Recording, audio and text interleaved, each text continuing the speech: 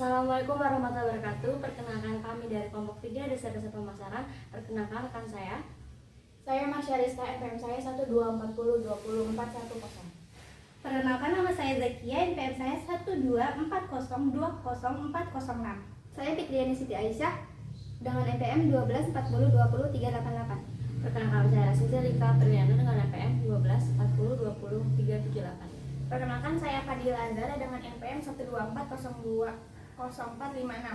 Perkenalkan, saya Anissa Dewi Santika dengan NPM 1240200411. Kami di sini akan mempresentasikan menganalisis pasar bisnis. Yang pertama ada pasar bisnis versus pasar konsumen. Pasar bisnis terdiri dari semua organisasi yang mendapatkan barang atau jasa yang kemudian digunakan untuk memproduksi barang atau jasa untuk dijual, disewa, atau dipasok ke organisasi lain. Sedangkan pasar konsumen adalah pasar yang menjual produknya langsung kepada konsumen. Selanjutnya ada karakteristik. Yang pertama itu pembeli yang lebih sedikit tetapi lebih besar. Jadi pasar bisnis itu jauh lebih sedikit berhubungan langsung dengan konsumen tetapi jauh lebih besar dari pasar konsumen. Yang kedua itu ada hubungan pemasok pelanggan yang erat. Karena basis pelanggan bisnis yang lebih kecil, diharapkan pemasok menyesuaikan kebutuhan pelanggan untuk disampaikan secara individu. Jadi terjalin hubungan pemasok dan pelanggan yang erat. Yang ketiga ada pembelian profesional. Pembelian profesional mempelajari bagaimana membeli yang baik. Jadi pemasar bisnis harus menyediakan data teknis tentang keunggulan produk mereka. Yang keempat ada pengaruh pembelian berganda.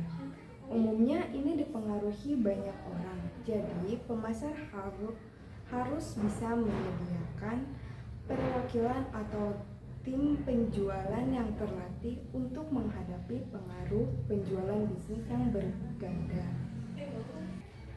Yang kelima ada panggilan penjualan berganda.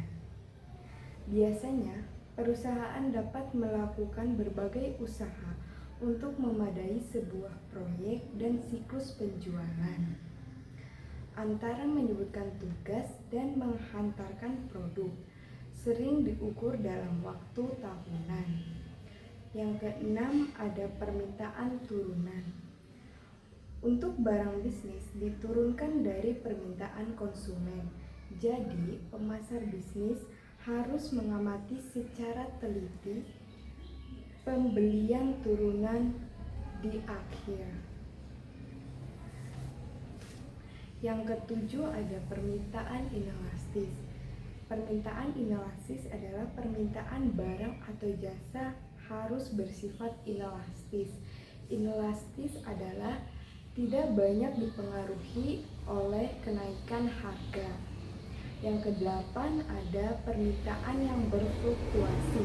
Permintaan barang atau jasa bisnis tidak stabil dibandingkan pasar konsumen. Persentase permintaan pasar konsumen dapat melibatkan peningkatan yang lebih banyak dari pasar bisnis. Misalkan pasar konsumen itu 1%, bisa meningkatkan pasar bisnis 200% untuk produk berikutnya. Yang kesembilan, pembeli yang berkonsentrasi secara geografis. Ini lebih dari setengah pembeli bisnis berkonsentrasi di 7 negara. Dalam keadaan yang sama, pasar bisnis mengamati perubahan regional di industri tertentu. Karena dalam keadaan ini dapat mengurangi banyak penjualan. Yang ke-10 itu ada pembelian langsung. Pembelian langsung adalah pembeli bisnis biasa membeli langsung dari produsen tidak melalui perantara. Selanjutnya ada situasi pembelian. Situasi pembelian dibagi menjadi 3. Yang pertama itu pembelian kembali langsung. Biasanya departemen pembelian memesan kembali persediaannya secara rutin dan memilih pemasok. Yang kedua itu ada pembelian modifikasi atau pembelian kembali modifikasi. Biasanya melibatkan peserta tambahan dari kedua belah pihak. Jadi, pemasok dari dalam itu gugup ingin melindungi akunnya. Sedangkan pemasok dari luar itu melihat peluang untuk menggunakan penawaran yang lebih baik guna mendapatkan bisnisnya. Yang ketiga itu ada tugas baru. Tugas baru ini pembeli bisnis mengambil keputusan paling sedikit dalam pembelian kembali langsung, tapi paling banyak dalam situasi tugas baru. Karena situasi pembelian tugas baru akan berubah menjadi pembelian kembali langsung dan perilaku kembali langsung. Selanjutnya ada pembelian sistem dan penjualan sistem. Pembelian sistem adalah proses pengambilan keputusan yang dilakukan individu atau organisasi untuk memperoleh dan memilih sistem yang sesuai dengan kebutuhan mereka. Sedangkan penjualan sistem adalah strategi pemasaran yang justru kunci dalam mengajukan penawaran untuk membangun proyek industri skala besar seperti bendungan, pabrik baja, sistem irigasi, sistem sanitasi, dan kota baru. Pusat pembelian bisnis bukan hanya sekedar tempat.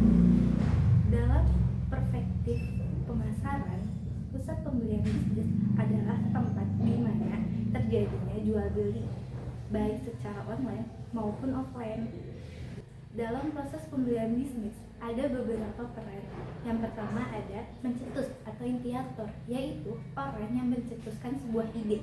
Yang kedua ada pengguna atau user, yaitu orang yang menggunakan suatu produk atau jasa. Yang ketiga ada pihak yang memengaruhi, yaitu influencer. Dan keempat ada pengambilan keputusan atau decider, orang yang memutuskan persyaratan. Yang kelima ada pembeli persetujuan, yaitu approver, orang yang memastikan setiap pengeluaran.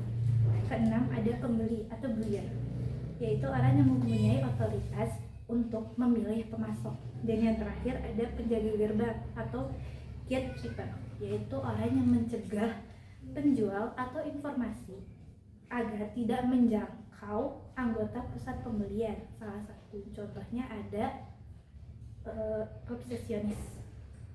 Selanjutnya ada pengaruh pusat pembelian.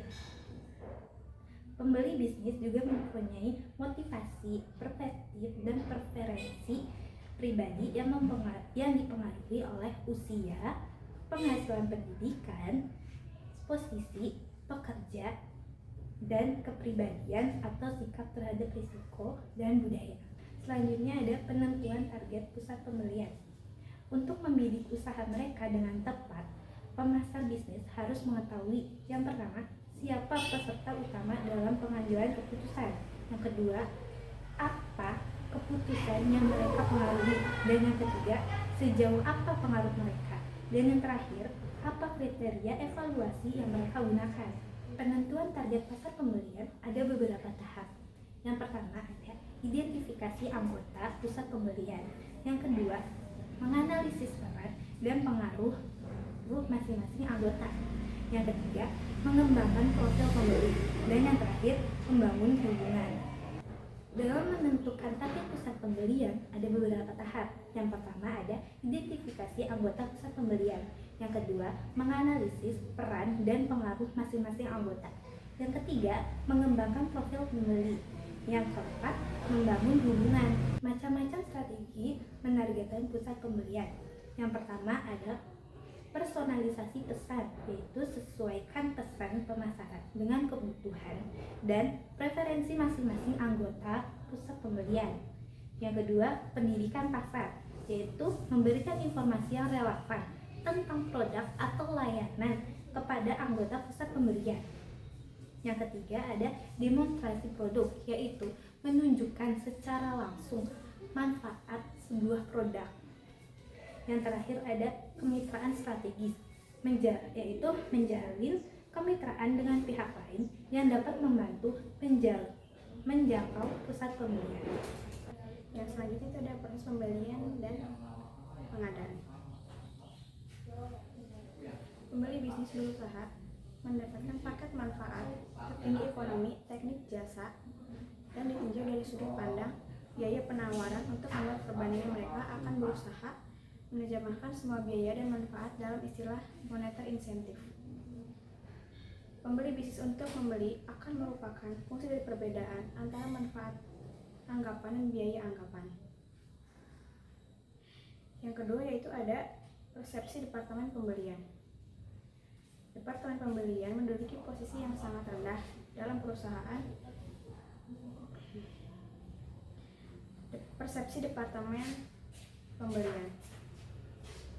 Departemen pembelian ini menduduki posisi yang rendah dalam hierarki manajemen.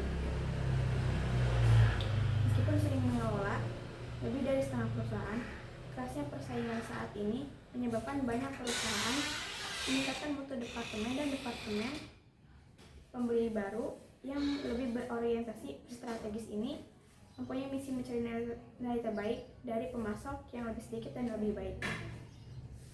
Yang ketiga itu ada organisasi dan administrasi pembelian. Beberapa perusahaan mulai melakukan pemusatan pembelian. Kantor pusat mengidentifikasi bahan yang dibeli oleh beberapa divisi dan membeli semuanya secara terpusat. Bagi perusahaan bisnis, perkembangan ini berarti berurusan dengan pembeli yang lebih sedikit tetapi tingkatnya lebih tinggi. Yang kedua yaitu ada tahap-tahap dalam proses pembelian. Yang pertama yaitu ada pengenalan masalah.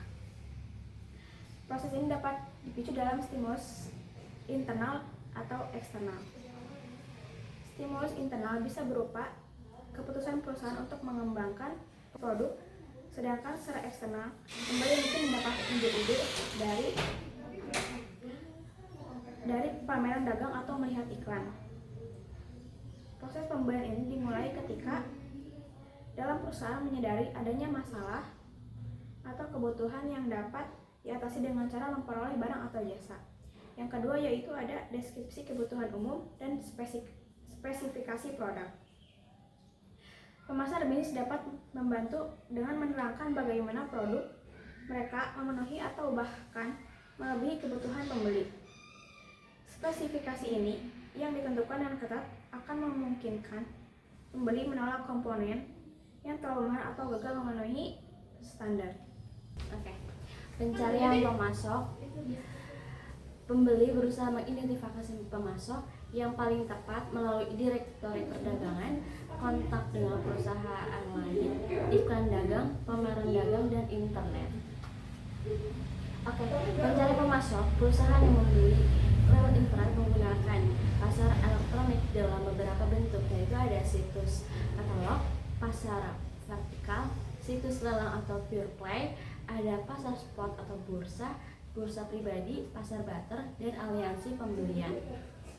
Terus ada e-procurement atau situs web. Itu ada dua jenis, itu ada jenis vertikal dan hubungan jenis fungsional. Hubungan vertikal itu berpusat pada industri seperti plastik, baja, kimia, kertas. Kalau hubungan fungsional itu logistik, pembelian media, periklanan, manajemen energi. Terus setelah menggunakan situs web kedua yang tadi, itu ada e-procurement dengan cara yang lain. Atau yang pertama itu ada membangun lirik extranet langsung ke pemasok utama, membentuk aliansi bisnis, dan mendirikan situs pembelian perusahaan. Jadi, tugas pemasok adalah memastikan dirinya dipertimbangkan ketika pelanggan yang sedang berada atau mungkin berada di pasar dan mencari pemasok. Terus selanjutnya ada pengumpulan proposal. Oke, pembeli mengundang pemasok yang lolos untuk menyerahkan proposal. Jika barang yang dicari kompleks atau mahal, pembeli akan meminta proposal tertulis yang rinci dari setiap pemasok tersebut. Setelah mengevaluasi proposal, pembeli akan mengundang beberapa pemasok untuk melakukan presentasi resmi. Oke. Selanjutnya ada pemilihan pemasok atau vendor untuk menyusun proposisi nilai yang menyalurkan Pemasar bisnis harus lebih memahami bagaimana pembeli bisnis memperoleh penilaian mereka.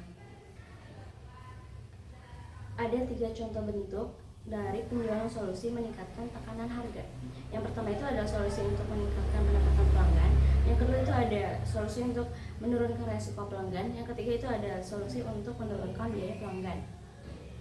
Terus, selanjutnya ada spesifikasi pesanan rutin. Setelah memilih pemasok, pembeli menegosiasikan pesanan akhir, membuat daftar spesifikasi teknis, jumlah yang diperlukan, waktu pengiriman yang diharapkan, dan kebijakan pengembalian, jaminan, dan seterusnya.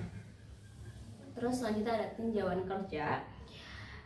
Pembeli meninjau kinerja pemasok terpilih secara berkala dengan menggunakan salah satu dari 3 metode. Yang pertama itu ada metode vendor rating, yang kedua ada metode analytical hierarchy process atau HHP, dan ketiga itu ada metode balance scorecard atau BSC. Oke, yang pertama itu metode vendor rating. Metode ini merupakan cara paling sederhana untuk menilai kinerja pemasok. Perusahaan membuat kriteria penilaian spesifik seperti kualitas produk, kecepatan waktu pengiriman, terus harga dan layanan pelanggan. Kemudian setiap pemasok diberi nilai berdasarkan kriteria tersebut. Kedua itu ada AHP, adalah metode yang penting yang lebih kompleks dibandingkan metode vendor dari vendor rating tadi. Atau metode ini memungkinkan membuat penting setiap kriteria penilaian secara kuantitatif dengan penilaian menjadi lebih objektif, seperti identifikasi kriteria, buat perbandingan berpasangan, hitung bobot, dan nilai kinerja pemasok. Terus terakhir itu ada 3. Yang ketiga itu ada metode balance scorecard atau BSC, adalah metode yang lebih komprehensif, tidak hanya fokus pada aspek keuangan, tetapi juga pada perspektif pelanggan, proses bisnis internal, dan pembelajaran dan pertumbuhan. Tujuan kinerja bisa membuat pembeli melanjutkan, mengidentifikasi atau mengakhiri hubungan pemasok. Oke, selanjutnya ada mengelola hubungan pelanggan bisnis ke bisnis. Adalah suatu aktivitas untuk meningkatkan efisiensi dan efektivitas antara pemasok dan pelanggan untuk mengelola dan mengoptimalkan hubungan yang tepat. Dalam hal ini ada hubungan pembeli dan pemasok dibedakan menjadi 4 faktor. Yang pertama ada ketersediaan alternatif, yaitu kemampuan konsumen untuk mengganti satu produk yang lainnya untuk memenuhi kebutuhan yang diinginkan.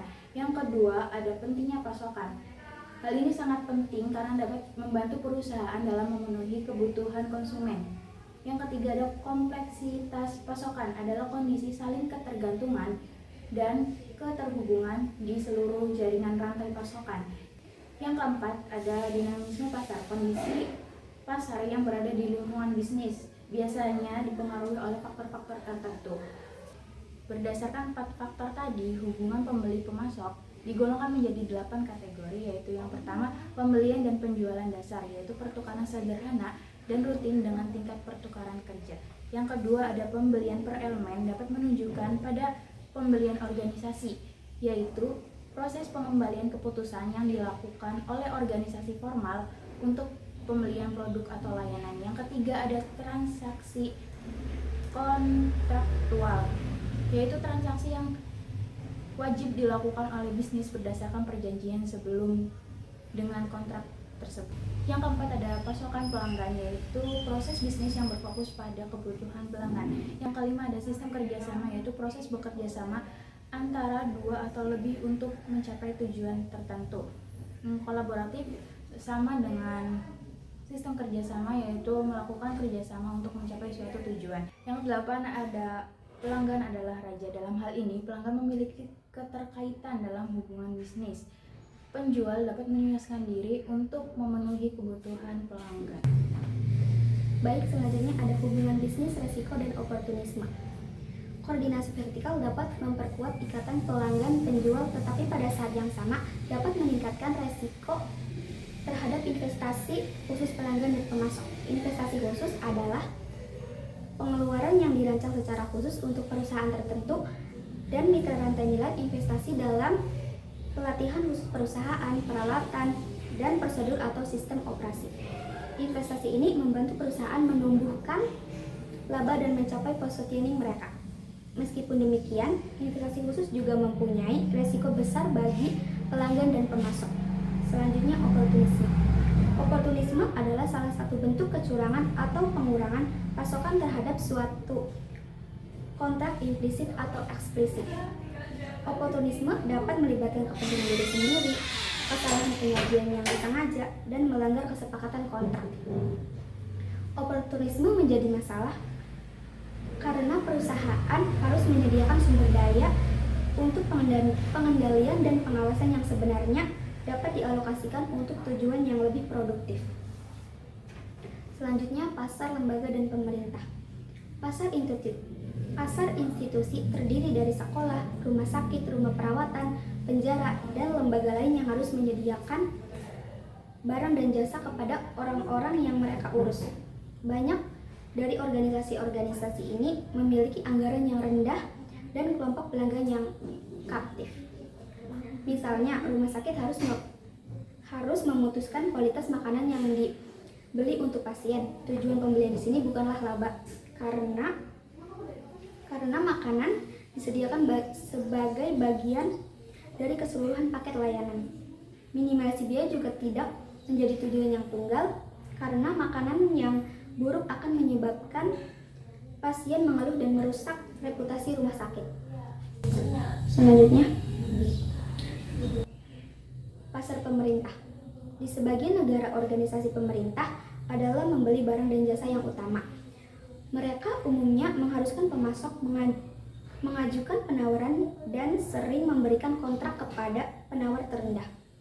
Dalam beberapa kasus, unit pemerintah akan memberikan kompensasi atas kualitas yang baik atau reputasi menyelesaikan kontrak tepat pada waktunya.